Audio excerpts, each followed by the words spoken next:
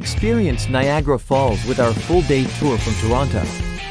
Board our climate-controlled bus, relax, and let our expert guide provide an unforgettable journey filled with breathtaking sights and memories. Our knowledgeable guide will provide commentary on board, highlighting the greatest attractions in the area. Enjoy the iconic Hornblower cruise. Feel the mist and hear the roar as you get up close to the magnificent Niagara Falls. Next, explore the falls at Table Rock Welcome Center. Capture stunning photos, enjoy the views, and experience the breathtaking beauty of Niagara Falls up close and personal. For a full mist experience, take a boat to the falls. When the boat is not running, Journey Behind the Falls is available for an equally thrilling experience. Next, we'll take you to the Niagara College Teaching Winery, where you'll enjoy a wine tasting at one of the greatest wineries in the area.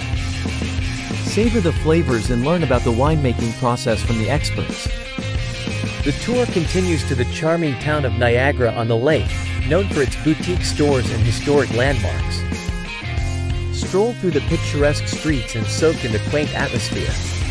After a thrilling day at Niagara Falls, we'll return you to your Toronto hotel.